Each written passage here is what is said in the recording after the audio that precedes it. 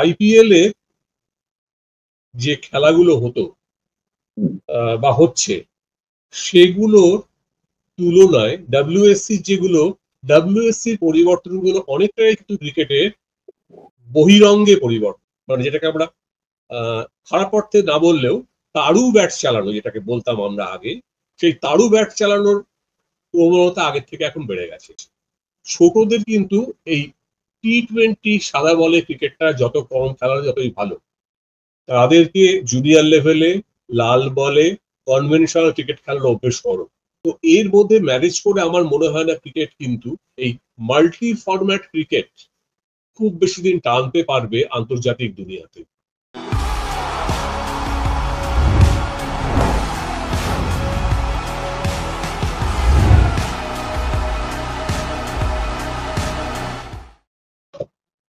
নমস্কার, উইলে আবার আপনাদের সকলকে স্বাগত জানাই। আজকে আমাদের সঙ্গে আবার রয়েছেন আমাদের ক্রিকেট বিশেষজ্ঞ কলরব রায়। কলরব দা, উইলে আবার আপনাকে স্বাগত।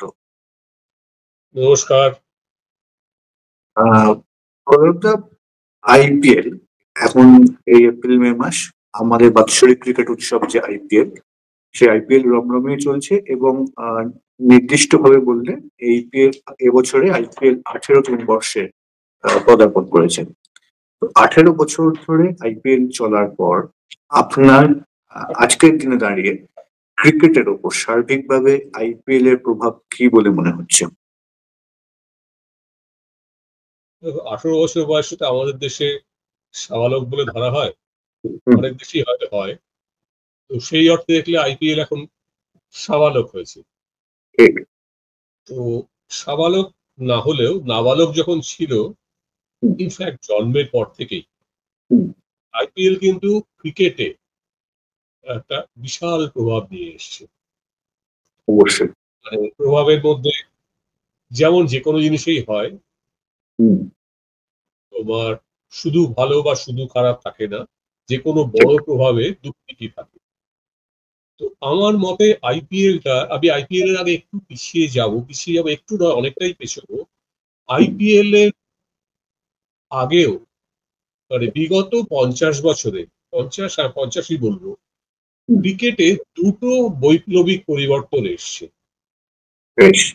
খেলায়। দ্বিতীয়টা অবশ্যই আইপিএল, বা আরেকটু স্পেসিফিক্যালি বললে টি-20 ফ্র্যাঞ্চাইজি লিগ, আইপিএল যার অন্যতম এবং হয়তো সবচেয়ে বড়। এক নম্বরটা কিন্তু যেটা শুরু হয়েছিল 77 সালে, ডাব্লিউএসসি, ওয়ার্ল্ড সিরিজ ক্রিকেট, যেটা ক্রিকেটে কল্লোলকে পাল্টে দিয়েছিল আমার মনে হয়। কেরি প্যাকারের, যেটাকে তখনকার ক্রিকেট দুনিয়া এস্টাবলিশমেন্ট তারা বলেছিল সার্কাস। আবার 2005 সালে খুব সম্ভবত কেরি প্যাকার মারা যাওয়ার পর অস্ট্রেলিয়া এবং দক্ষিণ আফ্রিকার যখন টেস্ট ক্রিকেট সিরিজ চলছে, তখন সেই উপলক্ষে 2 মিনিট নীরবতা পালন করা হয়েছিল। এরকম হয়ে থাকে দুনিয়ার ইতিহাসে। তো আমি আইপিএল এর যে পরিবর্তনগুলো এসেছিল, আমি তার সঙ্গে একটু, মানে আইপিএল এর পরিবর্তনের সঙ্গে ডাব্লিউএসসি পরিবর্তনগুলোর মধ্যে আমি একটু কয়েকটা মূলগত তফাৎ একটু আগে বলতে চাই। একটা হচ্ছে আইপিএল এ যে খেলাগুলো হতো বা হচ্ছে সেগুলোর তুলনায় ডাব্লিউএসসির পরিবর্তনগুলো অনেকটাই কিন্তু ক্রিকেটের বহিরঙ্গে পরিবর্তন। বহিরঙ্গ বলতে মিন করছি মাঠ, দিন রাতের খেলার পরিবেশ, খেলোয়াড়দের বলের রং, আম্পায়ারের পোশাক, টেলিভিশন কাভারেজের কোয়ালিটি, সব মিলিয়ে টিভির জন্য প্যাকেজ করা, এবং অবশ্যই খেলোয়াড়দের জন্য আর্থিক একটা বিশাল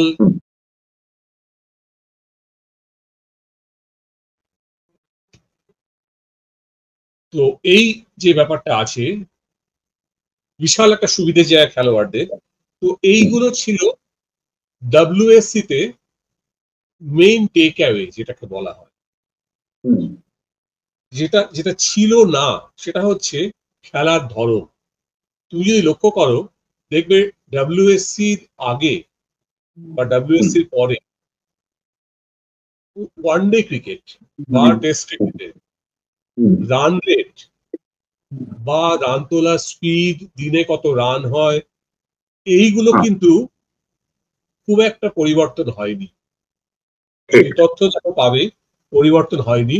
যেটা হয়েছিল সেটা হচ্ছে একসঙ্গে অতজন ওয়ার্ল্ড ক্লাস ক্রিকেটার, ব্যাটার এবং বোলার, তাদের মধ্যে একটা অসম্ভব কম্পিটিটিভ টুর্নামেন্ট। 3টে দল, অস্ট্রেলিয়া, ওয়েস্ট ইন্ডিজ, বিশ্ব একাদশ, এবং প্রত্যেকটা দলেই কিন্তু মানে প্রতিভাবান, ক্ষমতাশালী, শক্তিশালী খেলোয়াড়ের কোনো কমতি নেই। এবং যেহেতু ওখানে ফিনান্সিয়াল স্টেকটা অনেক বেশি ছিল, তো প্লেয়াররা একেবারে জান লড়িয়ে খেলতেন, কেউ কাউকে ছেড়ে কথা বলবেন না। মানে কম্পিটিশনটা এট দ্য হাইয়েস্ট লেভেল। এই প্রতিদ্বন্দ্বিতাটা কিন্তু একটা অনেকখানি এগিয়ে গেছিল তখনকার তুলনায়। কিন্তু যেটা বললাম, খেলার ধরনের মধ্যে রান রেটটা একটা গুরুত্বপূর্ণ, বা যে ধরনের শট খেলা হতো সেই জিনিসগুলোতে কিন্তু বিশেষ বদল হয়নি আমার যতটা মনে পড়ছে, বা যতটা পড়েছি। কেননা কেরি প্যাকারের খেলা তো একবার সৌভাগ্য হয়নি, আর হাইলাইট দেখে আমি সাধারণত সিদ্ধান্ত করতে চাই না। ওগুলো একটু ভুল পথে নিয়ে যেতে পারে। ফিরে আসে এবার আইপিএল এ। আইপিএল এ কি হলো, আইপিএল এ কিন্তু একটা বড় তফাৎ ঘটে গেছে এর মাঝখানে। আইপিএল যখন হচ্ছে তখন কিন্তু খেলার তৃতীয় ফরম্যাটে হচ্ছে, মানে টেস্ট 50 ওভার্স, তারপরে টি20। ডাব্লিউএসসি কিন্তু হয়েছিল টেস্ট এবং 50 ওভার্সে। তো আর একটা ধাপ এসছে এবার, এর সঙ্গে যেগুলো বাড়তি এসছে বলে আমি মনে করি, সেগুলো হচ্ছে বহিরঙ্গের গুলো তো আছেই, মানে এন্টারটেনমেন্ট ভ্যালু, টিভির কোয়ালিটি, মানে টিভি কাভারেজের কোয়ালিটি, দিন রাতের খেলা, সাদা বল ইত্যাদি ইত্যাদি, এগুলো তো আছেই। টাকা পয়সার ব্যাপারটা আরো অনেক উন্নতি হলো। কিন্তু যেটা আমার কাছে সবচেয়ে বড় মানে চোখে লাগে, বা বলতে পারো চোখে লাগে মানে খারাপ অর্থে চোখে লাগে নয়, যেটা আমার মনে হচ্ছে সেটা হচ্ছে যে খেলার ধরনটা কিন্তু অনেকখানি পাল্টে গেল। মানে যেটা আপনার সবচেয়ে বেশি নজর কেড়েছে বলা যায়, শর্ট খেলার ধরন, ফিল্ড প্লেসমেন্ট, বোলারদের নানা রকম কায়দা, এই যে মানে ক্রিকেটীয় দিক থেকে এই যে পরিবর্তনগুলো হলো, স্ট্র্যাটেজি, ট্যাকটিক্স, এই যে ব্যাপারগুলো কিন্তু এইগুলো কিন্তু, বা ধরো ইভেন ব্যাটিং অর্ডার, ডাব্লিউএসসি এরকম হঠাৎ হঠাৎ ব্যাটিং অর্ডার সাধারণত চেঞ্জ হতো না, কিন্তু টি20 আমাদের আইপিএল এর খেলাগুলো হয়, তুমি দেখবে ব্যাটিং অর্ডার বা কে বল করবেন আগে, কে বল করবেন পরে, এই যে ব্যাপারগুলো যেগুলো ক্যাপ্টেনরা ঠিক করেন কোচের সঙ্গে সিদ্ধান্ত আলোচনা করে, সেখানে কিন্তু অনেক র্যাডিক্যাল চেঞ্জেস হয়ে যাচ্ছে। এখানে কি আপনার মনে হয় যে ডাব্লিউএসসি বা ক্যারি প্যাকারের ওয়ার্ল্ড সিরিজ যতটা স্কিল নির্ভর ছিল, সেইখানে আইপিএল বা বর্তমানের ফ্র্যাঞ্চাইজি টি20 লিগ গুলো অনেক বেশি ট্যাকটিক্যাল মুভমেন্ট ওরিয়েন্টেড, অনেক বেশি ট্যাকটিক্স বেসড? সে তো বটেই, তার কারণও দু একটা আছে। একটা হচ্ছে যে সেই সময় থেকে, মানে 70 দশকের শেষ, এটা আইপিএল এ মোটামুটি মানে ধরো তারপর প্রায় তার 30 বছর বেরিয়ে গেছে, 35 বছর, এখন প্রায় 40 বছর হয়ে গেছে। ইতিমধ্যে কিন্তু প্রযুক্তির উন্নতি হয়েছে প্রচুর, ফলে শুধু টেলিভিশন কাভারেজ নয়, যে ডেটাগুলো গ্যাদার্ড হয় প্রত্যেকটা বল সম্বন্ধে, প্রতিটা বল, প্রতিটা শট, প্রতিটা আউট হওয়া, এই ডেটাগুলো কিন্তু অনেক বেশি পরিমাণে live, actually real time available, এবং সেগুলোকে নিয়ে বিশ্লেষণ করা, কোচদের ফিট করা, ক্যাপ্টেনদের ফিট করা, এই যে পেশাটা আমরা অ্যানালিস্ট যাদেরকে এক কথায় বলি আর কি, সেই পেশাটাই কিন্তু নতুন পেশা, এবং তাদের হাতে কিন্তু অনেক বেশি ডেটা আছে, অ্যাকচুয়াল ডেটা।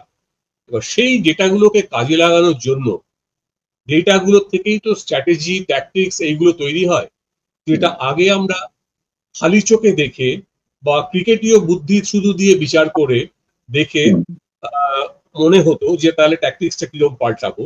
এখন কিন্তু সেটা অনেক বেশি স্ট্রাকচার্ড, অনেক বেশি কি বলবো ফর্মালাইজড হয়ে গেছে, যার ফলে এইখানটাতে কিন্তু চেঞ্জ গুলো হয়েছে। এর জন্য আমি মূলত কিন্তু কন্ট্রিবিউশন মনে করব দ্য টেকনোলজি, অবশ্যই টেকনোলজি এবং ডেটা টেকনোলজি, সেটাই গাইড করেছে এই চেঞ্জ গুলোকে নিয়ে আসতে। বেশ, আমি আপনাকে এখানটা জিজ্ঞেস করবো যে স্কিলগত দিক থেকে ক্যারি প্যাকারের ওয়ার্ল্ড সিরিজ কি কোনো পরিবর্তন আনতে পেরেছিল ক্রিকেটারদের মধ্যে, এবং এইখানে আজকের দিনে দাঁড়িয়ে সেই পরিবর্তনটা, সেই স্কিলগত পরিবর্তনটা আরো আরো কতটা প্রকট বা পরিচ্ছন্ন এই আইপিএল এর যুগে? দেখো, স্কিল বলতে স্কিলের যে প্রতিফলনটা আমরা দেখি, স্কিলটা তো এমনি বোঝা যায় না, স্কিলের প্রতিফলন দেখতে হয় মাঠে খেলার মধ্যে দিয়ে। কে কেমন বল করছেন, কে কেমন ব্যাট করছেন, কে কেমন ফিল্ড করছেন, এইগুলোই স্কিলের প্রতিফলন। ঠিক আছে, তো সেটার দিক থেকে দেখতে গেলে উদ্ভাবনী ক্ষমতা যদি বলো, ইনোভেটিভ শটস বা ইনোভেটিভ টাইপ অফ ডেলিভারিজ, এইগুলো কিন্তু অনেক বেশি এসছে। কেননা এই ইনোভেশনটার জন্যে ধরো এই যে নানা রকম নতুন শট আসছে, ধরো আজ থেকে 15 বছর আগে আইপিএল একদম গোড়ার দিকে আমরা ডেল স্কোপ বা কেভিন পিটারসনের সুইচ হিট এইগুলো শুনতে শুরু করি, দেখতেও শুরু করি। ঠিক আছে, তারপর যদি গত 15 বছর ধরে দেখো আর কি, কত রকম স্পেশালাইজ শট এসছে, কিছু কিছু টার্ম বেরিয়ে গেছে। ও এই টাইপের শট, এই টাইপের ব্যাটসম্যান এই ধরনের শট খেলেন। তো এইগুলো কিন্তু সবই বলতে পারো একটা ইভলিউশনারি ব্যাপার, মানে নানা রকম ভাবে চ্যালেঞ্জ গুলোকে ওভারকাম করার জন্য ইনোভেটিভ ওয়েতে ব্যাটাররা ব্যাট করছেন, বোলাররা বল করার চেষ্টা করছেন, এবং ফিল্ডাররাও।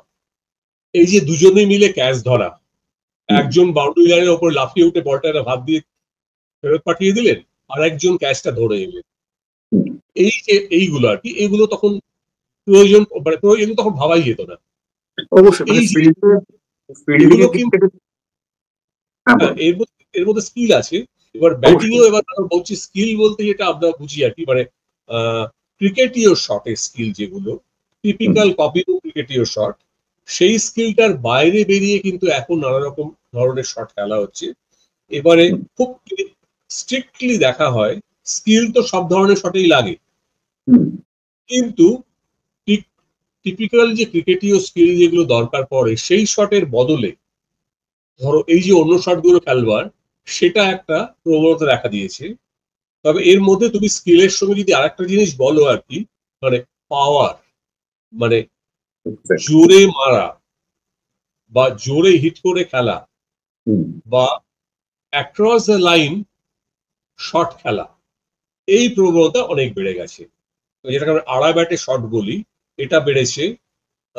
জোরে হিট করার প্রবণতা বেড়েছে, এবং ব্যাটগুলোর কোয়ালিটি ভালো হওয়ার কারণে মাঠগুলো খানিকটা ছোট হয়েছে আমার ধারণা, বাউন্ডারির কথা বলছি, হিট গুলো অনেক দূরে যাচ্ছে। এবার এর সঙ্গে আর একটা যেটা হচ্ছে, সেটা স্কিল বলবো না, সেটা হচ্ছে ঘটনাচক্রে হয়ে যাওয়া। আগেও হতো, এখনো হয়, এখন বেশি হয়, মানে কভার ড্রাইভ করতে গিয়ে বলটা ফাইন লেগ বাউন্ডারিতে চলে গেল, কিংবা হুক করতে গেলাম বলটা চলে গেল থার্ড ম্যানের উপর দিয়ে, ছয় হয়ে গেল মিস হিট করে। এইগুলো আগে খুব কম হতো। এই ধরনের পরিবর্তন কি ডব্লিউএসসির আগে বা পরে পরিলক্ষিত হয়েছিল আন্তর্জাতিক ক্রিকেটে? না, মানে দু চারটে এরকম ঘটনা ঘটেই থাকে, মানে কভার ড্রাইভ করতে গিয়ে ব্যাটে ইনসাইড লেগে বল ফাইন লেগে চলে গেল। এটা বরাবরই ক্রিকেটে হয়ে এসছে, কম বা বেশি। আমরা পাড়ার খেলাতে হাসাহাসি করতাম এই দিয়ে, কিন্তু এই মানে কনসিয়াসলি মানে কিছু কিছু শট খেলার চেষ্টা করা বা এই ধরনের ঘটনার ফ্রিকোয়েন্সি বেড়ে যাওয়া, এইটা এখন ডেফিনেটলি বেড়েছে। কেননা মানে যেটাকে আমরা খারাপ অর্থে না বললেও তাড়ু ব্যাট চালানো, যেটাকে বলতাম আমরা আগে, সেই তাড়ু ব্যাট চালানোর প্রবণতা আগের থেকে এখন বেড়ে গেছে অনেকটাই। কারণও আছে। সেই সব মিলিয়ে এগুলো তারই প্রতিফলন, আমি যা মনে করি আর কি। তার জন্য যা হওয়ার সেগুলো হচ্ছে। আমি এখানে স্পেসিফিক্যালি একজন ক্রিকেটারের নাম করব, যে ক্রিকেটার যখন ক্যারি প্যাকারের ওয়ার্ল্ড সিরিজ শুরু হয় তখন তার বয়স ছিল 5, প্রায় কম বেশি। এবং আইপিএল শুরু হওয়ার পর যিনি 5 বছর আইপিএল খেলে অবসর নেন, সচিন তেন্ডুলকর। এই সচিনের খেলার মধ্যে কি আপনার মনে হয় এই দুটোর মধ্যে একটা ব্রিজ যদি হয়, যে ডব্লিউএসসি পরবর্তী ক্রিকেট এবং আইপিএল যেখানে ক্রিকেটটা শুরু হলো বা আইপিএল যে ক্রিকেটটাকে ট্রেন্ড করছে, এটার কোনো একটা ব্রিজ কি মনে হয় সচিন তেন্ডুলকরকে? এইবারে যদি সেটা হয় সেক্ষেত্রে আমার পরবর্তী প্রশ্ন হচ্ছে, আজকের ইয়াং ক্রিকেট, আজকের যারা টিনেজার যারা ক্রিকেটে আসতে চাইছে তাদের উপর, তাদের কাছে মডেল কোনটা হবে? সচিন তেন্ডুলকর মডেল হবে, নাকি এই যে আপনি বলছেন যেগুলো ধরুন হুক করতে গিয়ে থার্ড ম্যানের উপর দিয়ে চলে যাচ্ছে, বা ধরুন তারু ব্যাটিং এবং স্কিলের থেকে খানিকটা অ্যানালিসিস বেসড ব্যাটিং, যেখানে অ্যানালিস্ট যেরকম বলে দিচ্ছেন সেই অনুযায়ী ব্যাটিং, কোনটা মডেল হবে আজকের দিনের কিডসদের, মানে আজকের টিনেজারদের জন্য যারা ভবিষ্যতে ক্রিকেটার হতে চায়? দেখো, ভবিষ্যতে ক্রিকেটার যারা হবে তাদের মধ্যে মানে প্রথমে দেখতে হবে সচিন তেন্ডুলকর বা তার সময়কার যারা আহ নামী খেলোয়াড় ছিলেন বা বিখ্যাত খেলোয়াড় বা দক্ষ খেলোয়াড় ছিলেন। একটা তখন যেটা যেটা মনে হতো সেটা হচ্ছে যে আমি অনেক দিন ধরে খেলবো ঠিক আন্তর্জাতিক স্তরে, সেটা ঠিক 10 হতে পারে, 15 হতে পারে। সচিন তেন্ডুলকর তো অবশ্যই ব্যতিক্রম, 24 বছর আন্তর্জাতিক ক্রিকেট কেউ খেলেননি, মানে হুম, একটা না প্র্যাকটিক্যালি। তো একটা তিনি ব্যতিক্রম। কিন্তু আহ, প্রায় সবারই থাকতো, অন্যান্য যারা আছে নাকি যাদেরকে নাম মানে আমরা নাম বলতেও পারি বা না বললেও হবে আর কি, তারা প্রায় প্রত্যেকেই টার্গেট করতেন 10-15 বছর আন্তর্জাতিক ক্রিকেটে খেলবো। তো একজন তার ভালো জন্য ক্রিকেটার হওয়ার যার স্বপ্ন থাকতো। হ্যাঁ, মানে অবশ্যই। ধারাবাহিকভাবে খেলবো, দলে থাকবো, পারফর্ম করব, এই ব্যাপারটা অনেক বেশি ভাবে ছিল। সে তুমি রাহুল দ্রাবিড়কেও দেখতে পারো, তুমি অস্ট্রেলিয়ার যে বিখ্যাত খেলোয়াড়রা ছিলেন রিকি পন্টিং, ঠিক আছে, বা অবশ্যই। জ্যাক কামিন্স, তখনকার যারা বিখ্যাত খেলোয়াড় ওই ব্রায়ান মোটামুটি লারা। জেনারেশনের, অনেক দিনই এরা একসঙ্গে ধরে হুম, খেলছে। ওয়েস্ট ইন্ডিজের ব্রায়ান লারার কথা প্রথমেই মনে আসবে। তো এবারে এদের মধ্যে কাজেই তারা যেটাকে মানে যাকে বলে লং স্ট্যান্ডিং, ডিউরেবল হুম, এবং গিয়ার চেঞ্জ করা, হুম, মানে আমার খেলার ধরন অনুযায়ী গিয়ার চেঞ্জ করতে পারে। গাড়ি যেমন গিয়ার চেঞ্জ করে পাঠাতে হয়, কখনো সেকেন্ড গিয়ারে চালাতে হয়, কখনো ফোর্থ গিয়ারে চালাতে হয়। তো ঠিক। এই যে ব্যাপারগুলো, এটা যে যে দক্ষ ড্রাইভার তিনি কিন্তু সেকেন্ড গিয়ার ফোর্থ গিয়ার পরিস্থিতি অনুযায়ী চেঞ্জ করে অ্যাক্সিডেন্ট না ঘটিয়ে একটা ভালো স্পিডে গন্তব্যের দিকে চলতে পারে। হুম। আমি ফর্মুলা ওয়ানে যাচ্ছি না, ফর্মুলা ওয়ান ড্রাইভারদের কিন্তু অন্য ব্যাপার, কিন্তু রেগুলার যারা ড্রাইভ করেন, সেখানে আমি জানি রাস্তাটা কেমন আছে হ্যাঁ, এরপরে, রেগুলার রাস্তার যারা ড্রাইভ কন্ডিশন। করেন তারা কিন্তু এই যে সারপ্রাইজ গুলো, রোড হুম, কন্ডিশন, ট্রাফিক হুম, কন্ডিশন, এইগুলো বুঝে সেকেন্ড থার্ড ফোর্থ গিয়ার এই চেঞ্জ করে করে চালান, অ্যাক্সিডেন্ট না করে, স্পিড মেনটেন করে সময়ে গন্তব্যে পৌঁছে যাওয়া আর কি। এটার জন্য কিন্তু একটা পার্টিকুলার স্কিল লাগে, এবং সেটা কিন্তু তার পেছনে একটা মানে ডিউরেবিলিটি ব্যাপার আছে।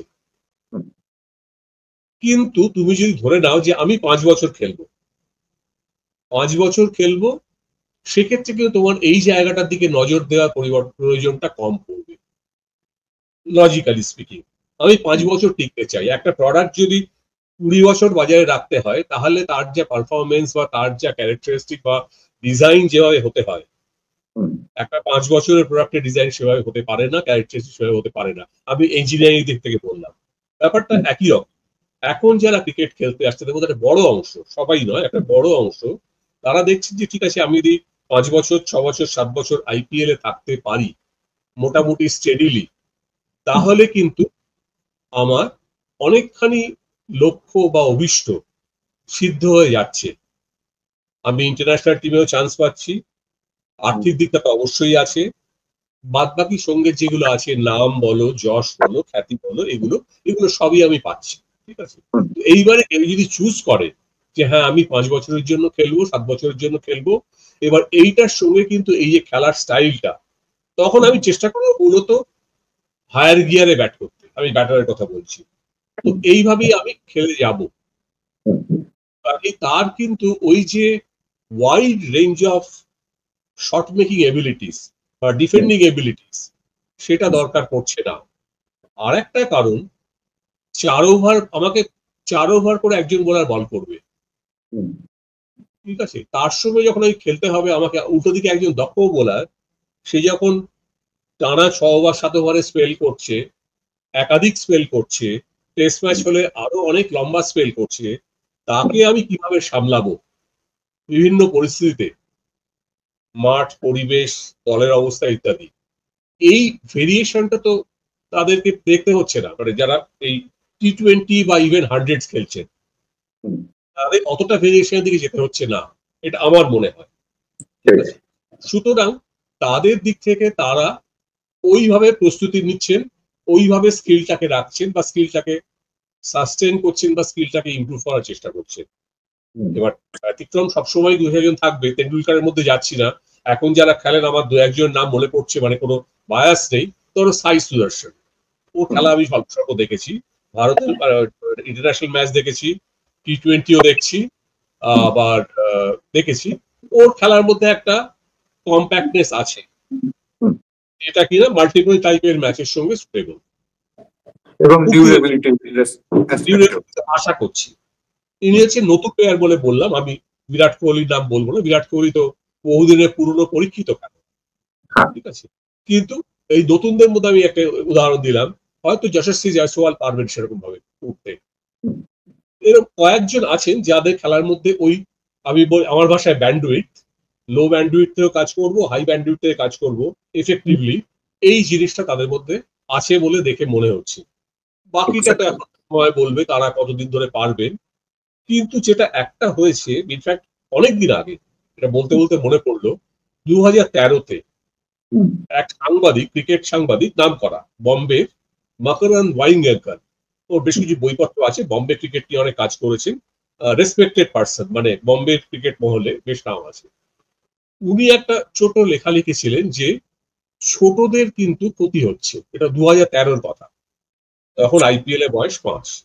ছোটদের কিন্তু এই T20 সাদা বলে ক্রিকেটটা যত কম খেলা যতই ভালো, তাদেরকে জুনিয়র লেভেলে লাল বলে কনভেনশনাল ক্রিকেট খেলার অভ্যেস করো, তাতে তাদের বেসিক্সটা ঠিক হওয়ার সম্ভাবনা বেশি। আর যার বেসিক্সটা স্ট্রং, সে কিন্তু পরে অ্যাডাপ্ট করতে পারে, উল্টোটা হওয়া খুব মুশকিল। তো এটা একটা থিওরি উনি বলেছিলেন, এবার এটা সত্যি না মিথ্যে তর্ক সাপেক্ষ, বিশেষ করে এখনকার দিনে। যদি আমি মনে করি ব্যাপারটা তাই, if you have your foundations right, you should be able to make variations. The reverse may not always be true. Variations থাকলেই ফাউন্ডেশন ভালো হবে, এর কোনো অর্থ কিন্তু নেই, মানে জীবনের সব ক্ষেত্রেই তাই। ফাউন্ডেশন ঠিক থাকলে যে রিওয়ার্ডস ঠিক হবে, সেটার প্রকৃষ্ট উদাহরণ বলে আপনি যে একটু আগে বললেন সাই সুদর্শন। আশা করছি হ্যাঁ, যিনি ওই ল্যাপ শটও খেলতে পারেন, বা যেগুলোকে র্যাম্প শট বলা হতো আগে সেগুলোও খেলতে পারেন, আবার ক্লাসিক্যাল কভার ড্রাইভ বা স্ট্রেট ড্রাইভটাও মারতে পারেন। আশা করছি পারবেন, সেটা তো সময়ের সঙ্গে সঙ্গে বলবে। তো এটাই আমার মোটামুটি এই দুটোর মধ্যে তুলনা করে দেখছি, বা এই বদলের গুলোর একটা সাইড বললাম, আরো অনেক কিছু আছে, সেটা হয়তো আমরা মানে আজকে বলতে গেলে অনেকক্ষণ সময় লাগবে, আরো বেশ কিছু জায়গা আছে, সেটা হয়তো পরে কোনো পরিসরে আমরা আলোচনা করতে পারি। অবশ্যই। একদম শেষ দিকে এসে একটা প্রশ্ন করবো যে এই যে IPL বা ফ্র্যাঞ্চাইজি ক্রিকেটের এই যে রমরমা বা ক্রমবর্ধমান জনপ্রিয়তা, এটা কি আপনার মনে হয় যে কোথাও গিয়ে ভবিষ্যতে মানে অ্যাকচুয়ালি আমরা দেখে এসেছি ফুটবলে কি হয়, মাঝে মধ্যে ওই ইউরো কাপ, মানে আমি বিশ্ব ফুটবলের কথা বলছি, মাঝে মধ্যে একটা মানে 4 বছর অন্তর একটা বিশ্বকাপ, একটা ইউরো কাপ, একটা কোপা আমেরিকা, আর বাকিটা মেনলি ক্লাব ওরিয়েন্টেড ফুটবল। তো ক্রিকেটটাও কি ভবিষ্যতে সেই পথে যাবে, মানে এই IPL বা ফ্র্যাঞ্চাইজি লিগগুলোর ক্রমবর্ধমান জনপ্রিয়তা এবং রমরমা দেখে আপনার এটাই মনে হচ্ছে? সম্ভাবনা সেরকমই দেখছি, মানে মোটামুটি যা এখনকার যে দেখি আর কি, মানে 10 থেকে 12টা ক্রিকেট প্লেয়িং কান্ট্রি মিলিয়ে প্রায় প্রত্যেকটা দেশে একটা করে এই ফ্র্যাঞ্চাইজি লিগ চলছে।